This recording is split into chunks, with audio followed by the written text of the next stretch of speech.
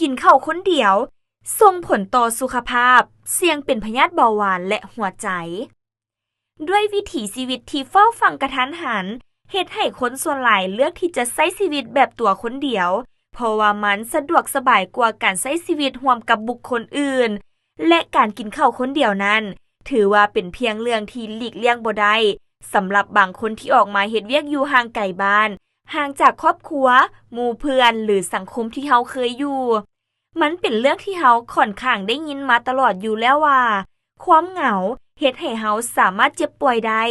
ซึ่งในนั้นก็ได้มีผลวิจัยออกมาบอกว่าการกินข้าวเงาๆคนเดียวสามารถเพิ่มความเสี่ยงในการเป็นพยาธิให้แห้งต่างๆได้อย่างน่าเหลือเชื่อ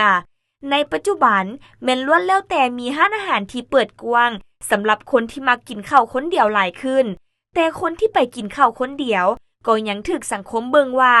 แปลกผิดปกติจึงเฮ็ดให้บางคนเลือกที่จะต้มมีหรือเฮ็ดเมนูง่ายๆกินอยู่เฮือนแทนนอกจากนั้นสำหรับคนที่เฮ็ดเวียกแต่เช้าฮอดค่ำบางคนก็บ่ได้มีเวลาที่จะมาแต่งกินเองหรือไปกินร่วมกับครอบครัว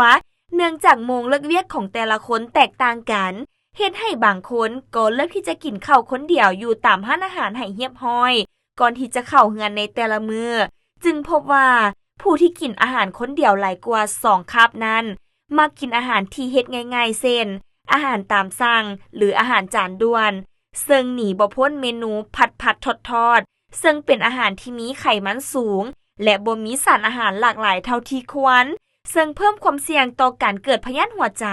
พยาธิเบาหวานพยาธิความดันเลือดสูงไขมันในเลือดสูงและพยาธิตุ้ยอื่นๆแน่นอนว่า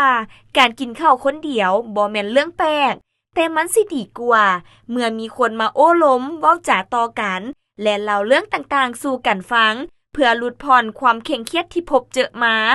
ฉะนั้นถ้าเบื่อที่จะไปกินข้าวคนเดียวแล้วก็สามารถชวนหมู่คู่ของตนไปลองกินหรือซิมอาหารเมนูใหม่ๆในบางครั้งหรือเดือนละครั้งเพื่อให้เฮามีปฏิสัมพันธ์กับสิ่งรอบข้างแทนที่จะไปนั่งเงาๆกินข้าวคนเดียวตลอด